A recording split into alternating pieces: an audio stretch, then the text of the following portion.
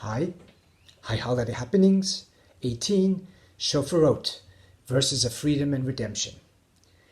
If I ran for help, I would find God close by when I cried out and called. Now in the midst of God's congregation, as I stand on this holy ground, I sing out and call. Those words reflect our comfort in knowing that even when our pleas and calls might fall on deaf human ears, that somehow God is listening. And those words reflect part of the Shoferot section of the Mussaf, the last of the three special aspects of Rosh Hashanah Mussaf. In the word Shoferot, you hear shofar, because shofar is central. The shofar is not only a call to action, but it also is a symbol, a sound of redemption. There have been times in our past when, for example, in the 1967 war, when Israel recaptured and reunited the old city of Jerusalem, one of the first expressions of celebration was the sounding of the shofar. So the shofar was a call for unity. It was a call for people to think about their deeds and to examine themselves, and was also a call out for freedom. So in these words there is reassurance, knowing that even if people might ignore our pleas, God somewhere is listening. So the Shoferot refers not only to the call of the shofar, but it identifies Rosh Hashanah as a time to seek and effect redemption or freedom on a variety of levels. First of all, we take the opportunity on Rosh Hashanah to redeem or free ourselves from character flaws which might impede our lives. We redeem us from the kinds of emotional conflicts which may plague our souls. But we also understand the idea of redemption collectively. We pledge as Jews to strive toward unity and the strength to withstand, for example, today, the BDS movement, anti-Semitism on college campuses and worldwide. We pledge to sustain and support a Jewish homeland where Jews can live freely, where Jews came from all over the world, from places where they were so restricted and enslaved and oppressed, to be able to go and to live in a homeland where they have an opportunity to thrive and to live, not only to live in freedom, but also to initiate laws. I mean, the idea of the state of Israel, a place where not only Jews can be free, but we know that we have the power and the authority to create our own country. And there too is a great cause for celebration, and I think Shoferot resonates with those kinds of themes.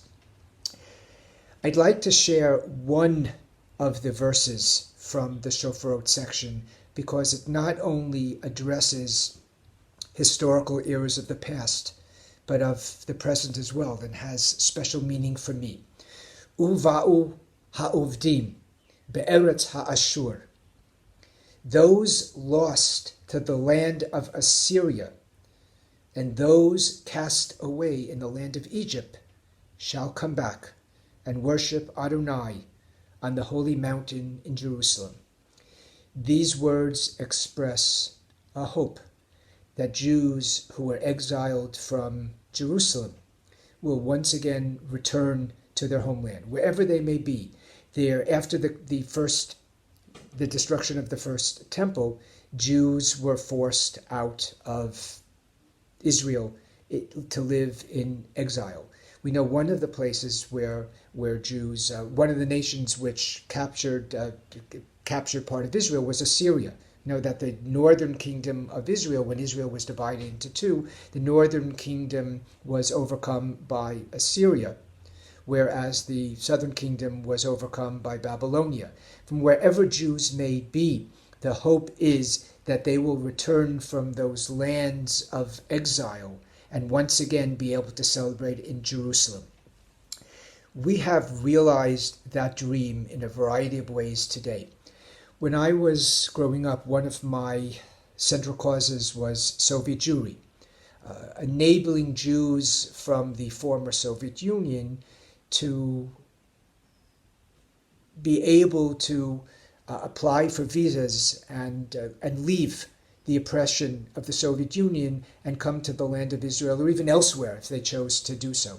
So I remember attending all of these rallies with a massive number of Jewish people united in our efforts to liberate and redeem Jews of the former Soviet Union. And we were very successful. It was one of the great accomplishments of our generation. Likewise, we know that Israel has enabled the Jews of Ethiopia to be liberated and freed and to live in their homeland of Israel. You might recall that years ago, the Jews of Ethiopia were caught between rival factions. They were immobilized, not able to do anything, and their physical lives were in danger. Israel initiated an operation whereby many Ethiopian Jews would have to travel even thousands of miles, board planes in the Sudan, planes which would take them to the land of Israel, where so many now live freely. And finally, we know about the Yemenite Jews. In two separate eras. The Yemenite Jews at the beginning of the establishment of Israel were flown from Yemen to Israel on an operation that was called Magic Carpet, because many of the Jews from Yemen had never seen an airplane, and so they thought they were flying on a magic carpet. But I have a personal story. Several years ago, when I visited Israel, I went to see a friend of mine who lived in Ashkelon. And that particular day, secretly, the remaining Yemenite Jews still living in Yemen had just arrived in the land of Israel. We saw them in their Yemenite clothing. They literally had just arrived over the past day.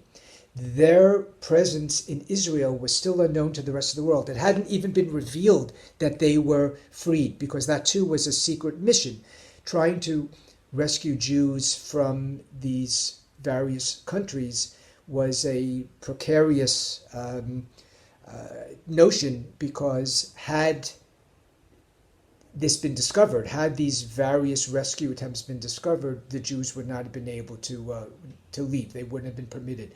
So it was only the following day we read in the papers in Israel, and I assume the rest of the world, that the remainder of the Yemenite Jews had been freed and brought to Israel. So all of these thoughts come to mind from this one notion of, this one vision of being able one day to extricate ourselves from exile and return to the land where we can worship and we can live freely on a day-to-day basis. It's a wonderful dream that is suggested through these Shoferot prayers. And I wish you once more Shana Tova.